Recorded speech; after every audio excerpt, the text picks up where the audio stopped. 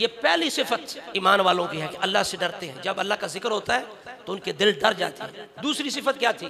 फरमाया जब कुरान सुनते हैं, कुरान की आयात सुनते हैं तो उनके ईमान में तरक्की होती है।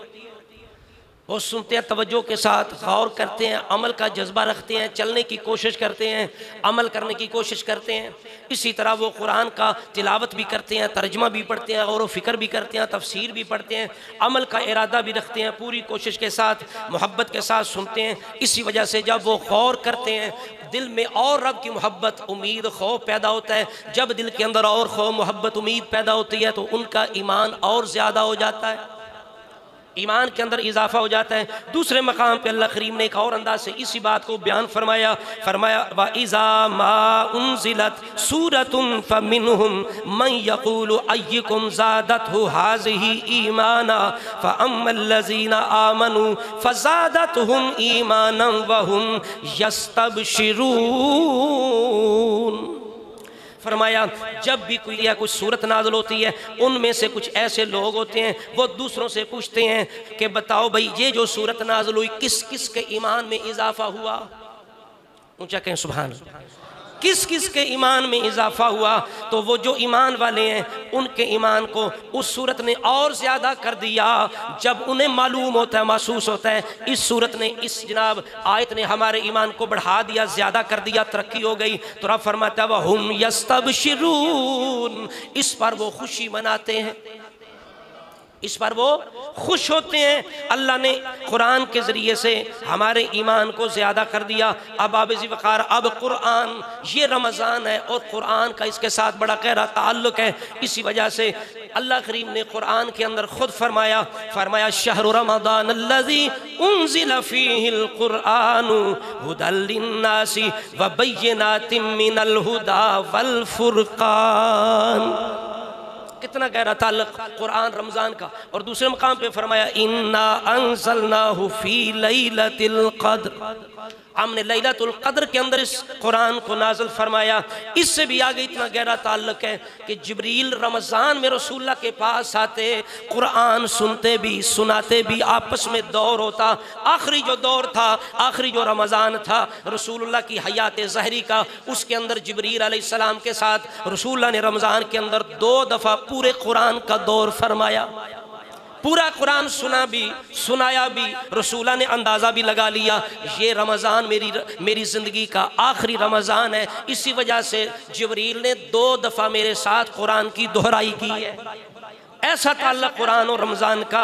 और मज़ीद नबी करीम अलैहिस्सलाम आपने खुद इरशाद भी फरमाया, आपने फरमाया लोगों कुरान और इस रमज़ान का कितना गहरा ताल्लुक़ है। दोनों के साथ दोस्ती लगा के रखो, दोनों के साथ मोहब्बत करो, दोनों का लिहाज करो, रोज़ा भी रखो, कुरान की तिलावत भी करो। इसलिए जब क़यामत का दिन आएगा कुरान भी तुम्हारी शफ़ाअत करेगा, इसी तरह रमज़ान भी तुम्हारी शफ़ाअत करेगा। जिसकी शफ़ाअत कुरान भी करे, रमज़ान भी करे, उसका बेड़ा पार हो गया। अब क्या फरमाया? फरमाया अस्सियामु वल कुरआनु यशफ़ाआनि लिल अब्दी यौमल क़ियामा यक़ूलु सियामु ऐ रब्बी मनातुहु तामा व शहवाती बिन नहारी फशफ़्फ़िनी फ़ी। कहेगा श्याम, कहेगा या अल्लाह मैंने इसे खाने पीने से बाज रखा, शहवात से बाज रखा, फशफ़्फ़िनी फ़ी, या अल्लाह मेरी शफ़ाअत इसके हक़ में कबूल फरमा। अब जब आप अंदाज़ा लगाएं, जब रमज़ान ये कहेगा और रोज़ा जब अल्लाह की बारगाह में ये इल्तिजा करेगा तो रब ने खुद फरमा दिया रोज़ा मेरे लिए है, जज़ा भी मैं खुद दूंगा, जज़ा भी खुद दूंगा। दूसरे मकाम पे उजज़ा भी है, यानी मैं खुद इसकी जज़ा हूँ। रोज़े वाले को मैं खुद, यानी मेरा ख़ास मोहब्बत, मेरा क़ुर्ब हासिल हो जाता है। हज़रात गिरामी, कितना खुश नसीब वो शख्स होगा जिसकी शफ़ाअत क़यामत वाले दिन रमज़ान और रोज़ा कर रहा होगा। दूसरी तरह इसी तरह फरमाया यक़ूलुल कुरआन, कुरआन भी कहेगा मनातुहु सौमा मनातुहु नौमा बिल्लैली, या अल्लाह मैंने इसे रात को सोने से रोका, ये तिलावत करता रहा, ये तरावी के अंदर खड़ा हो के मेरी तिलावत सुनता रहा। इसने नींद की परवाह नहीं की, इसने आराम की परवाह नहीं की, दिन की मजदूरी मेहनत की थकावट की परवाह नहीं की, बस इसने तेरा भी हया किया, मेरा भी हया किया। इसके दिल में तेरी भी मोहब्बत, मेरी भी मोहब्बत, तेरा खौफ, खौफ। इसी वजह से इसने किसी चीज की परवाह ना करते हुए ये तरावी के अंदर खड़ा हो गया, घंटों खड़े हो किसने मेरी तलावत सुनी। तो या अल्लाह फशफ़नी फी, मेरी शफात कबूल फरमा। रसूलुल्लाह फरमाते हैं फ़युशफ़्फ़अनी फ़युशफ़्फ़अनी, फरमाया अल्लाह दोनों की शफात को कबूल फरमाएगा।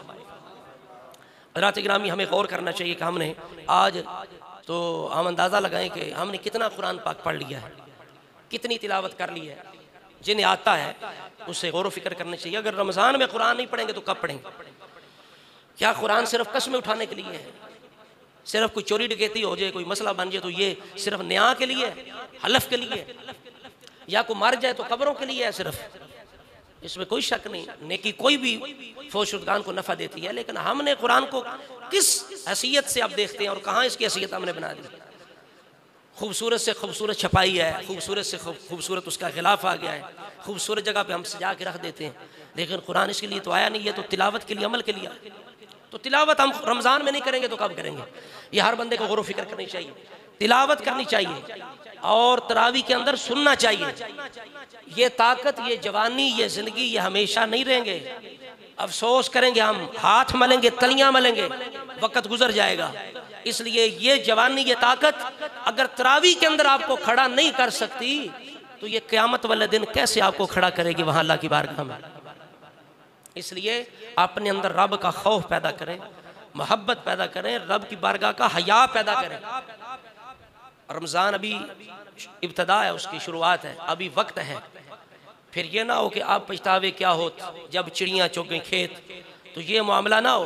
किसी ने बड़ा खूबसूरत कहा, उसने कहा मौसम अच्छा, पानी वाफर, मट्टी भी ज़रख़ेज़। मौसम ईमान, ईमान के लिए बहार का मौसम रमज़ान। फरमाते हैं मौसम अच्छा, पानी वाफर, मौसम रमज़ान का है, पानी वाफर, ताकत भी है, मौका भी है, सेहत भी है, सलामती भी है। मौसम अच्छा, पानी वाफर, मट्टी भी ज़रख़ेज़, यानी मौसम ऐसा है कि जो फ़र्ज़ अदा करे 70 फ़र्ज़ों जितना सवाब। रमज़ान की मट्टी ऐसी ज़रख़ेज़ है, 70 फ़र्ज़ों जैसा जनाब सवाब। आम कोई इबादत करे फ़र्ज़ जितना सवाब, यानी उसके अंदर तरक्की हो गई। ऐसी मट्टी ज़रख़ेज़ है। मौसम अच्छा, सारे पढ़ लो, मौसम अच्छा, पानी वाफर, मौसम अच्छा, पानी वाफर, मट्टी भी ज़रख़ेज़। मौसम अच्छा, पानी वाफर, मट्टी भी ज़रख़ेज़। जिसने अपना खेत न सींचा, जिसने अपना खेत न सींचा, जिसने अपना,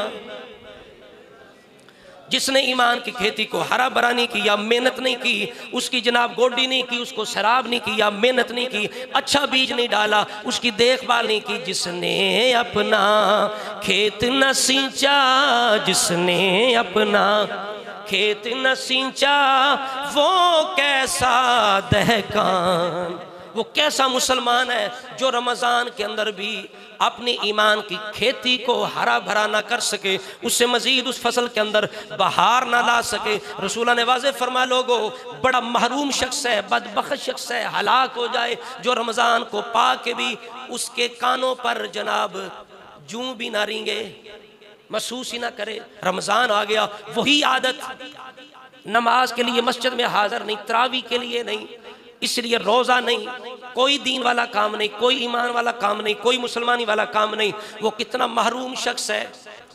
अल्लाह हम सबको तौफीक अता फरमाए। तो मिल के पढ़ लें। किसी ने खूबसूरत किया, ऐ गाफिल ते नादान न बन, सारा कुछ जानना है फिर भी अपने पैरों ते क्यों कुहाड़ी मारना है, क्यों अपनी जान ते जुल्म कर रहे हैं, क्यों अपनी बदबख्ती नू आवाज़ दे रहे हैं, रमज़ान नू क्यों ज़ाया कर रहे हैं, क्यों तवज्जो नहीं कर रहा, क्यों तौबा नहीं कर रहा, क्यों नमाज की पाबंदी नहीं, क्यों तिलावत कुरान नहीं, क्यों दिल विच खौफ खुदा नहीं, क्यों मुहब्बत खुदा मुस्तफ़ा नहीं। इस वास्ते में गाफिल ते नादान न बन, कर हक सच दी पहचाने, तू भेज दुरूद मुहम्मद ते, उसी हर मुश्किल आसान, ते 5 वक्त नमाज दा आदी बन, 5 वक्त नमाज दा आदी बन, पढ़ गौर दे नाल कुरान, मता माफ खतावा कर छोड़े, ओ मोहसिन रब रहमान। आ भी कोशिश करो ते जेड़े बंदे सज्जे खब्बे आंडी गवांडी घर विच अजे तक गफलत का शिकार ने, उन्होंने भी फड़ के अलाओ जलाओ, उन्होंने को होश कर जाग, गफलत दी नींद तो बाहर निकल, पुत्रा भरावा प्योवा मामा होश करो, तौबा करो, रमजान जा रहा है, कदर करो। अल्लाह ताला सब नूं तौफीक।